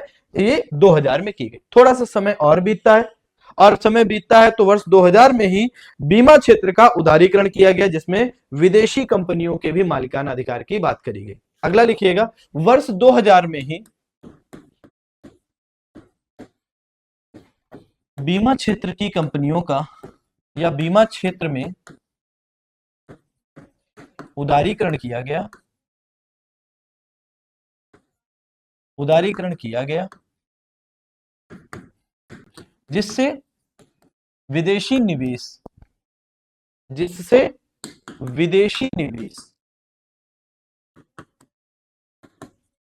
इस क्षेत्र में किया जा सके, यानी कि बीमा क्षेत्र में किया जा सके। अगर थोड़ा सा आप ध्यान दो तो अगर आपने बजट हमारे साथ में ध्यान से पढ़ा होगा तो मैंने बताया 2025-26 के बजट में बीमा क्षेत्र में 100% विदेशी निवेश की अनुमति दे दी गई, FDI की अनुमति। ये इसी वर्ष है। तो मतलब अगर हम आपसे बातचीत करें तो अगर आप देखोगे तो मालिकाना हक 2000 में जो विदेशी निवेश था तो कितना रखा गया कि भैया वर्ष 2000 में ये रखा गया कि भैया चलो ज्यादा नहीं 26% FDI कर सकते हो। फॉरेन डायरेक्ट इन्वेस्टमेंट कितना? 26%। 2015 में इसको बढ़ाया गया और 2015 में बढ़ाकर कितना कर दिया गया? FDI की जो लिमिट थी उसको बढ़ा के 49% कर दिया गया। कितना? 49% कर दिया गया। ठीक, 2021 में इस सीमा को बढ़ाकर 74% कर दिया गया और 2025-26 के बजट में इस सीमा को बढ़ाकर क्या कर दिया गया? 100% FDI कर दिया गया कि अब भैया विदेशी निवेश इसमें क्या होता है? 100% हो सकता है, 100% विदेशी निवेश इस क्षेत्र में किया जा सकता है। ठीक है, ये विदेश के बारे में। ये किसके बारे में था? ये हमारा था एक प्रकार से इंश्योरेंस रेगुलेटरी डेवलपमेंट अथॉरिटी के बारे में बातचीत थी। आगे अगर हम आपसे बातचीत करें तो अगला है, इसी के संबंध में हमारा एक प्राधिकरण है IRDAI। क्या है? भारतीय बीमा विनियामक एवं लिखिएगा, भारतीय बीमा विनियामक एवं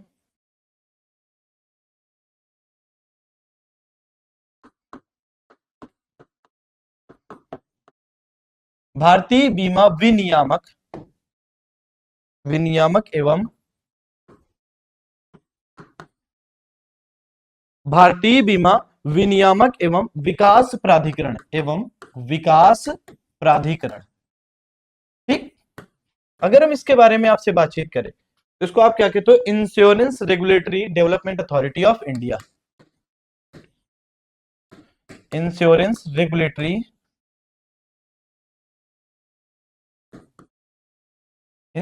regulatory development authority of India.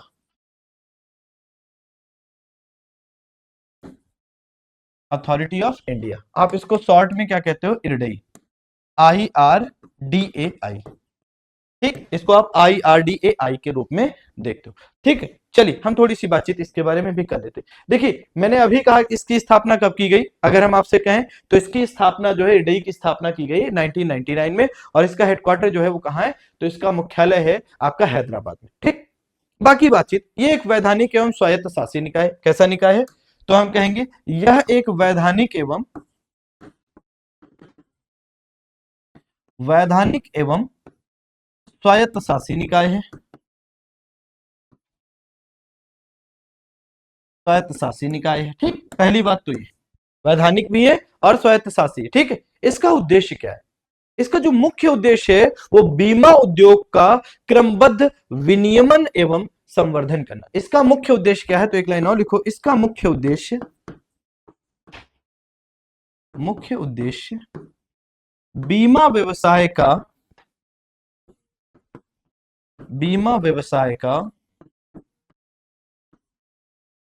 क्रमबद्ध विनियमन, बीमा व्यवसाय का क्रमबद्ध विनियमन और संवर्धन करना, कि बीमा व्यवसाय क्या हो, आगे बढ़ता चले, आगे कंटिन्यू बढ़ता चले।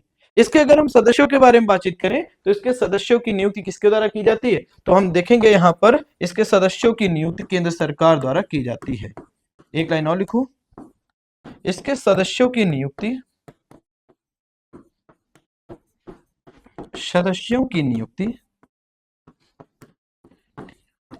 केंद्र सरकार द्वारा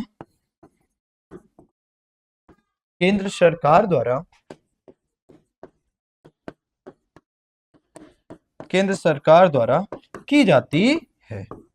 केंद्र सरकार इसकी क्या करती है, इसके सदस्यों को नियुक्त करती है। अब इसमें सदस्य देख लेते हैं, तो 1 + 5 + 4 इसकी जो संरचना होती है वो अगर आप देखो तो संरचना क्या है, 1 + 5 + 4। एक तो आपको पता है, कई बार बता चुका हूं कि भैया एक होगा आपका अध्यक्ष, 5 जो संख्या है वो 5 जो होंगी वो पूर्णकालिक सदस्यों की होगी। 5 क्या होंगे, पूर्णकालिक सदस्य होंगे, और 4 क्या होंगे, 4 आपके होंगे अंशकालिक सदस्य, अंशकालिक सदस्य होंगे, अंशकालिक सदस्य। ठीक, चलिए थोड़ी सी बातचीत इसके बारे में हम और कर लेते हैं। जो अध्यक्ष होगा, अध्यक्ष की नियुक्ति 5 वर्ष या 65 वर्ष के लिए होगी, जो भी पहले पूरा होगा वो हो जाएगा, रिटायर हो जाएगा। पूर्णकालिक सदस्यों के बारे में बातचीत करें, 5 वर्ष के लिए अपॉइंटमेंट मिलता है या 62 वर्ष पर रिटायर हो जाएंगे, अगर 5 वर्ष समय नहीं पूरा होता है तब भी। ठीक, और अंशकालिक सदस्यों के बारे में बातचीत करें तो ये 5 वर्षों के लिए नियुक्त किए जाते हैं। ठीक, अब यहां पर प्रश्न उठता है IRDAI के कार्य क्या है, IRDAI इरडई के कार्य क्या क्या कार्य हैं इरडई के, तो इरडई के कार्यों के बारे में बातचीत करें भैया, पहला कार्य है पॉलिसी धारक के हितों की रक्षा करना। पहला कार्य क्या है, तो पहला कार्य है पॉलिसी धारक के हितों की रक्षा करना।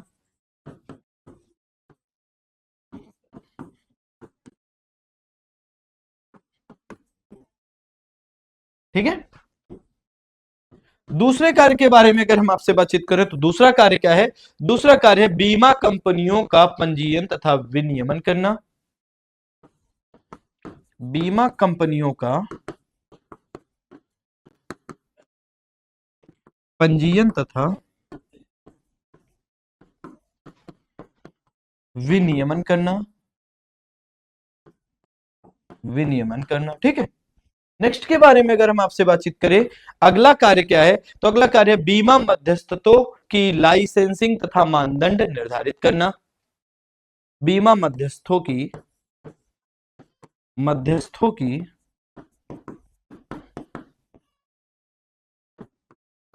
लाइसेंसिंग मानदंड निर्धारित करना,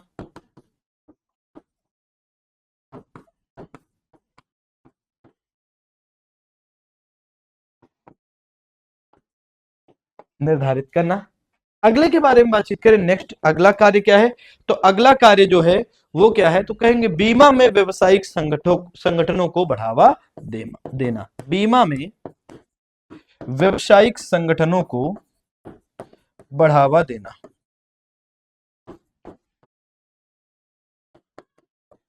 को बढ़ावा देना। व्यवसायिक संगठनों को क्या करना, बढ़ावा देना। इसके साथ साथ अगर हम आपसे बातचीत करें तो क्या करना, बीमा क्षेत्र में जो भी विदेशी निवेश आ रहा है उसको भी रेगुलेट करने की जिम्मेदारी इरडई की है। ठीक, नोडल मंत्रालय कौन है, तो इरडई को नियंत्रित करने के लिए जो नोडल मंत्रालय है वो आपका वित्त मंत्रालय है। नोडल मंत्रालय कौन है, तो भैया ये मिनिस्ट्री ऑफ फाइनेंस या फिर वित्त मंत्रालय इसका क्या है, नोडल मंत्रालय है।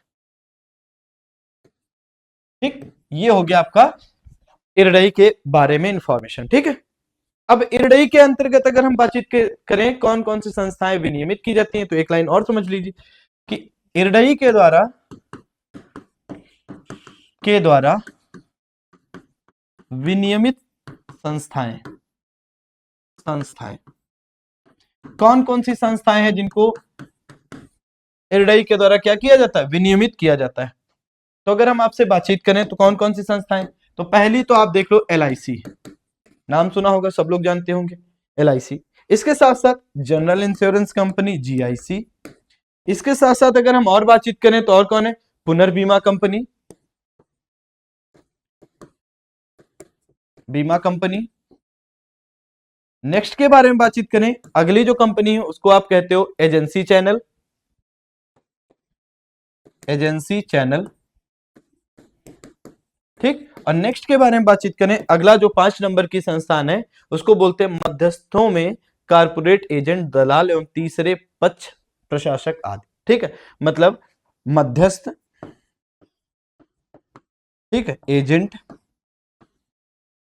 दलाल आदि, इनको भी क्या करना, इनको भी विनियमित करने की जिम्मेदारी किसकी है, इनको भी विनियमित करने की जिम्मेदारी आपकी इरडई की है। किसकी है, इरडई की है। ठीक है ना। नेक्स्ट के बारे में अगर हम आपसे बातचीत करें तो हम अगली बातचीत करने चल रहे हैं एक जमा बीमा एवं ऋण गारंटी निगम के बारे में बातचीत करते हैं। तो अगली हेडिंग करो, जमा बीमा एवं ऋण गारंटी निगम।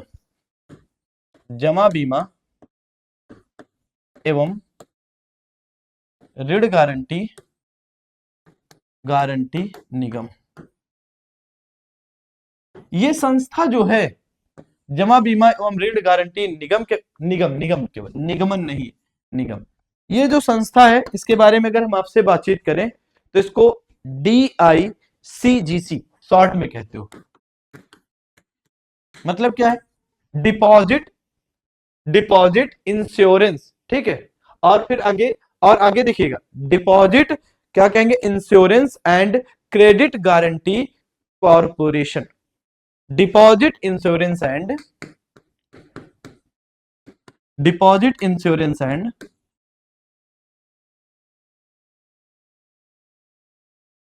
क्रेडिट गारंटी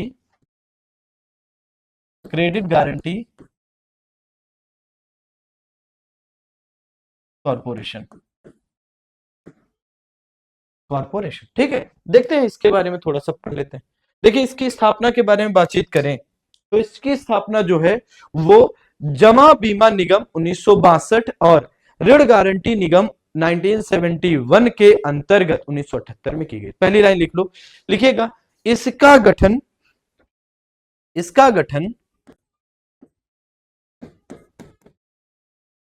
जमा बीमा निगम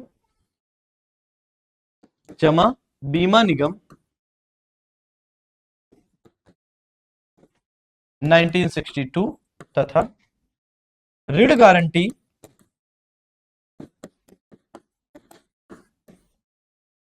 जमा बीमा निगम 1962 तथा ऋण गारंटी निगम 1971 के अंतर्गत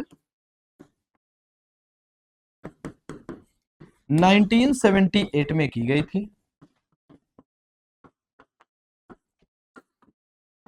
इसकी स्थापना 1978 में। अब ये करती क्या है, एक लाइन में अगर हम आपसे बातचीत करने का प्रयास करें, इसका काम क्या है, तो इसका काम ये है कि भैया ये क्या करेगा, जो भी भारत में जो कार्यरत बैंक है उनमें जो भी जमा पैसा होगा, जो भी पैसा जमा होगा, ठीक है, उसको क्या करना, उसको एक प्रकार से इंश्योरेंस प्रोवाइड करना। ठीक है, तो अगर हम कहेंगे भारत में बैंकों के लिए इसका मुख्य उद्देश्य, इसका मुख्य उद्देश्य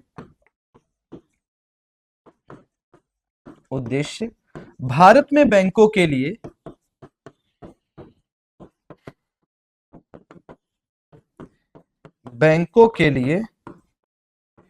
भारत में बैंकों के लिए जमा बीमा और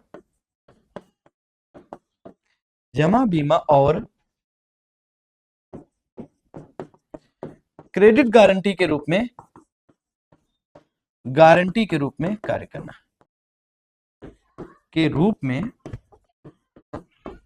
करना, ठीक।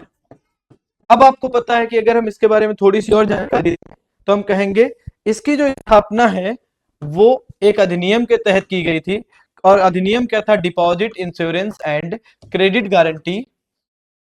गारंटी कॉरपोरेशन एक्ट 1961 के अंतर्गत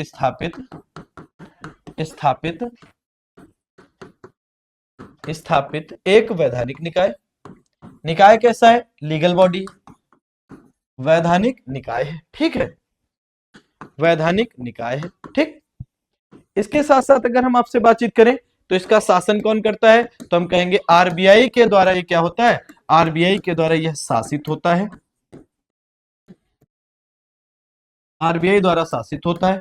इसके साथ साथ अगर हम एक और बातचीत करें तो ये क्या करता है, ये सेविंग अकाउंट, ठीक है, फिक्स जो डिपॉजिट होते हैं, या फिर हम आपसे बातचीत करें करेंट अकाउंट, या फिर अगर हम आपसे बातचीत करें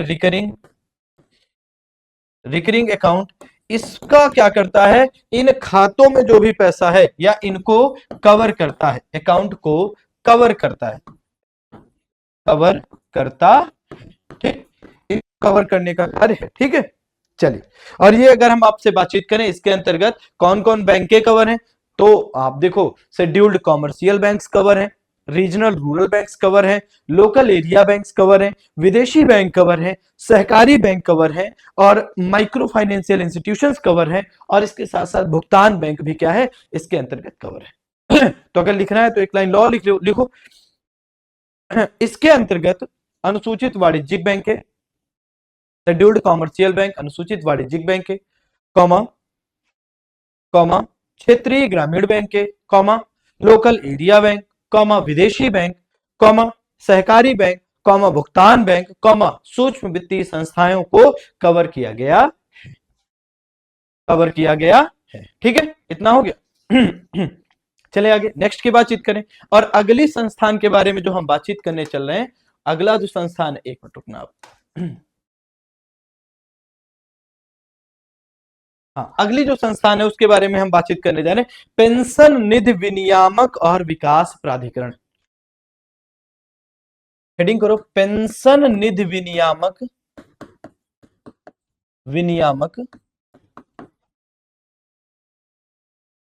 एवं विकास प्राधिकरण।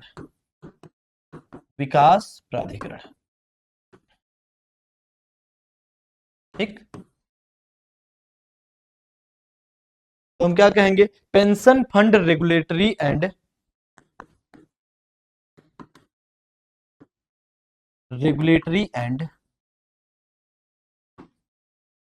Development authority.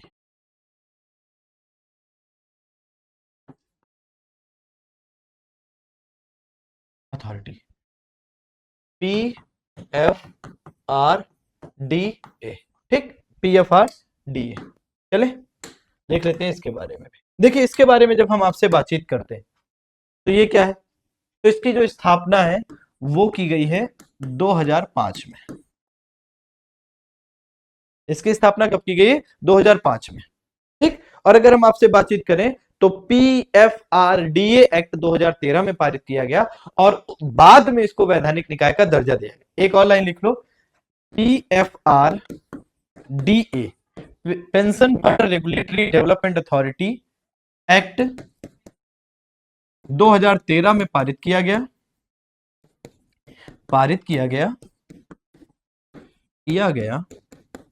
और इसे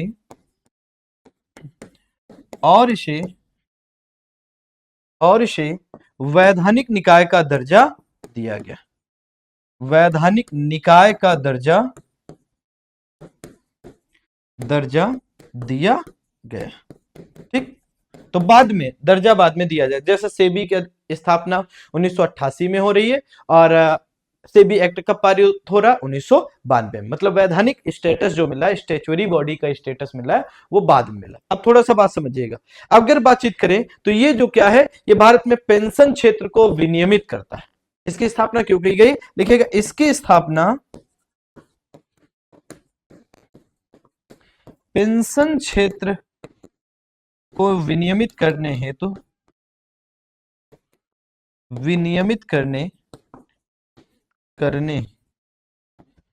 की गई है। ठीक, अब इसमें अगर हम आपसे बातचीत करें तो एनपीएस और अगर हम बातचीत करें अटल पेंशन योजना, इन दोनों को कवर करता है। मतलब यह न्यू पेंशन स्कीम और अटल पेंशन योजना को क्या करता है? को कवर करता है। ठीक, इसके साथ साथ और अगर हम आपसे बातचीत करें तो नोडल मंत्रालय कौन है? तो इसका भी जो नोडल मंत्रालय है वो वित्त मंत्रालय है। इसका क्या है? नोडल मंत्रालय। वित्त मंत्रालय इसका क्या है? नोडल मंत्रालय। थोड़ी सी बातचीत और करते हैं इसके बारे में। इसमें संरचना के बारे में बातचीत करें तो इसकी संरचना होती है 7 लोग होते हैं। संरचना, इसका जो कार्य संचालन है वो 1+3+3 के द्वारा संचालित किया जाता है। एक चेयरपर्सन होगा, अध्यक्ष होंगे। 3 के बारे में कहें तो 3 आपके क्या होंगे भैया? पूर्णकालिक सदस्य होंगे। और 3 कौन होंगे? 3 के बारे में सोचिए, तो 3 के बारे में कहें तो ये कैसे होंगे? कहेंगे अंशकालिक सदस्य होंगे। क्या होंगे? अंशकालिक सदस्य होते हैं। ठीक है, 3 पूर्णकालिक सदस्य होंगे और 3 अंशकालिक सदस्य होते हैं। अब अगर हम इसके बारे में बातचीत करें तो इन्हीं के द्वारा, ये 7 मेंबर हैं, इन्हीं के द्वारा क्या किया जाएगा? ये न्यू पेंशन सिस्टम या न्यू पेंशन स्कीम, नई जो आपकी पेंशन योजना है और अटल पेंशन योजना को क्या करता है? कवर करता है। इसके अंतर्गत इसका रेगुलेशन करने का कार्य किया जाता है। ठीक, एक और संस्था, उसके बारे में पढ़ लेते हैं। अंतरराष्ट्रीय वित्तीय सेवा केंद्र प्राधिकरण। अंतरराष्ट्रीय वित्तीय सेवा केंद्र प्राधिकरण। अंतरराष्ट्रीय वित्तीय सेवा केंद्र प्राधिकरण के बारे में अगर हम आपसे बात करें तो इसकी स्थापना जो है वो कब की गई? तो 2020 में, 27 अप्रैल 2020 में इसका गठन किया गया। गठन कब है? तो हम कहेंगे 27 अप्रैल 2020, 2020। इसके साथ साथ अगर हम आपसे बातचीत करें, इसका हेडक्वार्टर कहां है? तो इसका जो हेडक्वार्टर है वो गुजरात के गांधीनगर में। गांधीनगर, गुजरात में इसका मुख्यालय। अब यही पर ध्यान समझिएगा, इसमें इसकी जो संरचना है वो 9 सदस्य होंगे। इसमें कितने? टोटल 9 लोग होंगे, 9 मेंबर होंगे। और इसका अध्यक्ष जो होगा वो कौन? केंद्र सरकार के द्वारा नियुक्त किया जाएगा। अध्यक्ष कौन होता है? तो एक अध्यक्ष होता है जिसकी नियुक्ति कौन करता है? केंद्र सरकार करती है। और इसके सदस्यों के बारे में बातचीत करें और अगर हम सदस्यों के बारे में इसके बातचीत करें तो सदस्य इसके कौन कौन होते हैं? तो सदस्यों में से अगर आप देखो कि तो आरबीआई, इसके बाद अगर हम बातचीत करें तो सेबी, इसके बाद साथ साथ बातचीत करें पीएफआरडीए मतलब pension fund regulatory development authority of India, insurance regulatory development authority of India, और फिर वित्त मंत्रालय से 2 सदस्य होंगे। इसके साथ साथ 2 अन्य सदस्य होंगे जो चयन समिति की सलाह के आधार पर। मतलब आप देखो तो आरबीआई से एक मेंबर होगा, सेबी से होगा, insurance regulatory development authority of India से होगा, फिर पेंशन फंड PFRDA से, रेगुलेटरी डेवलपमेंट अथॉरिटी से होगा। इसके साथ साथ बातचीत करें तो वित्त मंत्रालय से 2 सदस्य होंगे, वित्त मंत्रालय से 2 सदस्य होंगे, 2 सदस्य होंगे। और इसके साथ साथ अगर हम बातचीत करें तो चयन समिति द्वारा 2 सदस्यों की सलाह की जाएगी, सॉरी, चयन समिति जिन 2 सदस्यों के बारे में सलाह देगी सरकार को, वो इसके क्या होंगे, वो इसके मेंबर होंगे। ठीक है,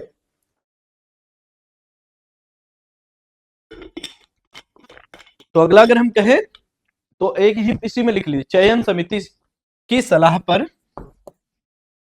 की सलाह से 2 सदस्य। तो देख लो, ये 2 हो गया, 2 हो गया, 2 2 4 हो गया, 5 6 7 8 और 1 हो गया आपका अध्यक्ष। 9 लोग हो गए कि नहीं, 9 लोग। तो ये क्या करेंगे, इनके द्वारा हमारे यहां पर क्या किया जाएगा, अंतरराष्ट्रीय वित्तीय सेवा केंद्र प्राधिकरण को क्या किया जाएगा, संचालित किया जाएगा। अब हम कुछ योजनाओं के बारे में यहीं पर बातचीत कर लेते हैं। जैसे पहली योजना है आयुष्मान भारत योजना, नाम सुना है, नहीं सुना है? आयुष्मान भारत योजना, ये बीमा योजना, आयुष्मान भारत योजना। देखो, योजना से पीसीएस में ढेर सारे क्वेश्चंस इस बार पूछे गए थे, तो पीटी में भी पूछ सकता है, यूपीएससी प्रीलियम में भी पूछ सकता है। आयुष्मान भारत योजना के बारे में बातचीत करें तो ये जो है, ये 23 सितंबर 2018 को क्या की गई थी, लॉन्च की गई थी 2018 में। और इसके बारे में बातचीत करें तो इसका क्या है, सार्वभौमिक स्वास्थ्य कवरेज को प्राप्त करने के लिए, सार्वभौमिक स्वास्थ्य कवरेज को प्राप्त करने के लिए इसको लॉन्च किया गया था। और ये क्या है, अगर ये किस मंत्रालय के अंतर्गत ये योजना कार्य करती है, तो हम कहेंगे परिवार कल्याण मंत्रालय। तो स्वास्थ्य एवं परिवार कल्याण मंत्रालय के अंतर्गत ये कार्य करती है। बाकी अगर हम आपको थोड़ी सी और बातचीत करें तो प्रधानमंत्री जन आरोग्य योजना इसी के अंतर्गत एक सब पार्ट है। और वो क्या करती है, वो अगर हम कहें तो माध्यमिक और तृतीयक स्तर की जो देखभाल है उसके लिए 5 लाख रुपए तक का क्या करती है, एक प्रकार से स्वास्थ्य बीमा प्रदान करती है। 5 लाख रुपए तक का स्वास्थ्य बीमा प्रोवाइड किया जाएगा, किसके अंतर्गत, तो प्रधानमंत्री जन आरोग्य योजना के अंतर्गत, इसी का सब पार्ट है।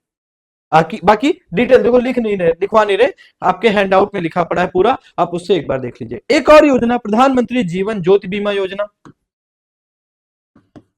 प्रधानमंत्री जीवन ज्योति बीमा योजना, जीवन ज्योति बीमा योजना।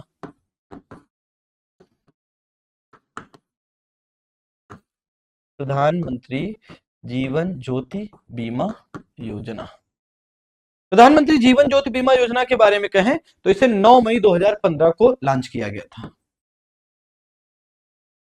9 मई 2015 को इसे क्या किया गया था, इसे लॉन्च किया गया था। और इसके बारे में अगर हम थोड़ी सी और बातचीत करें तो ये वार्षिक रूप से नवीकरणीय बीमा योजना, मतलब अगर हम कहें तो इसमें क्या होना है, इसके अंतर्गत एक व्यक्ति को लगभग 330 रुपए से 436 रुपए का प्रीमियम भरना पड़ेगा।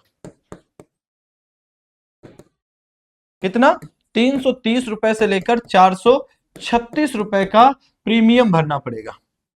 इतना प्रीमियम, ये रुपया है, रुपया, ठीक, इतने रुपए का प्रीमियम भरना पड़ेगा। तब ये क्या होगा, ये नवीकरणीय सुरक्षा बीमा योजना है। जब आप प्रीमियम भरते रहोगे तो ऐसी स्थिति में आपको इस बीमा योजना का लाभ मिलेगा। और इसके अंतर्गत अगर आप ध्यान से देखोगे तो कितने वर्ष के लोग कवर किए जाएंगे, 18 से 50 वर्ष के लोग कवर किए जाएंगे। 18 से 50 वर्ष के लोगों को इस बीमा योजना के अंतर्गत लाभ मिलेगा, कवरिंग मिलेगी। ठीक है, अगली योजना प्रधानमंत्री सुरक्षा बीमा योजना, प्रधानमंत्री सुरक्षा बीमा योजना।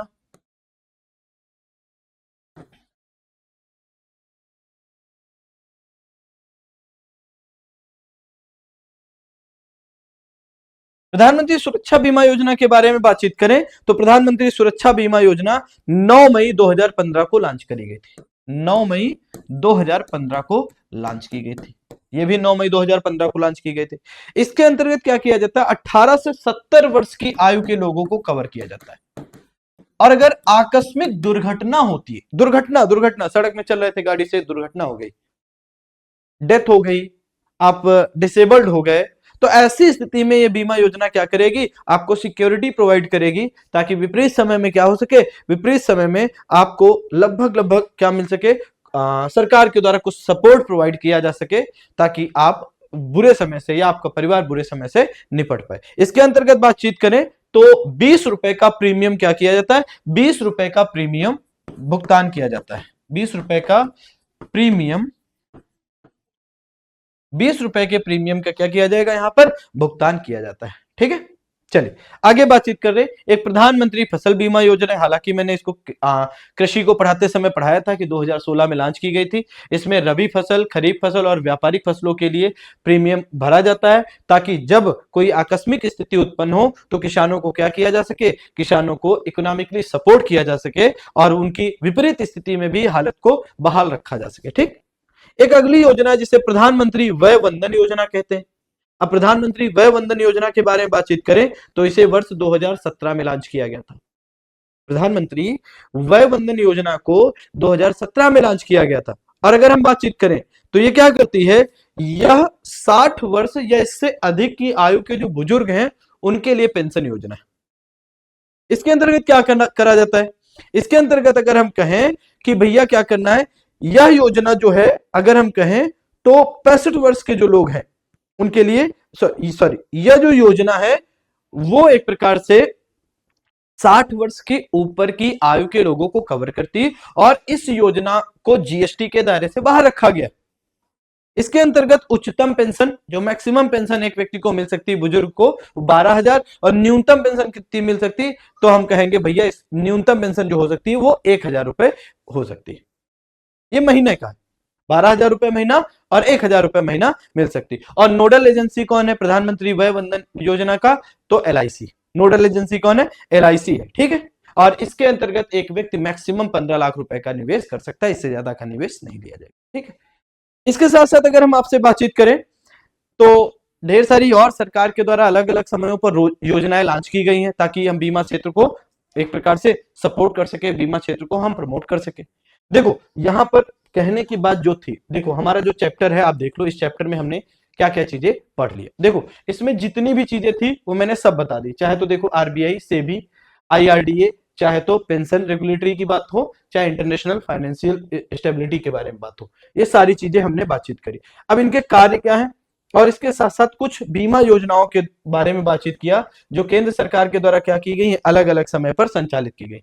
तो ये हमारा जो चैप्टर था कुछ वित्तीय संस्थाओं के बारे में पढ़ना, उसके बारे में हमने आपको कुछ जानकारी देने का प्रयास किया, समझाने का प्रयास किया। आशा करते हैं ये चैप्टर आपको समझ में आया होगा। ये आज के सेशन को हम यहीं पर रोकते हैं, मिलते हैं अगले सेशन में। सबको धन्यवाद, सबको थैंक यू, सबको नमस्कार।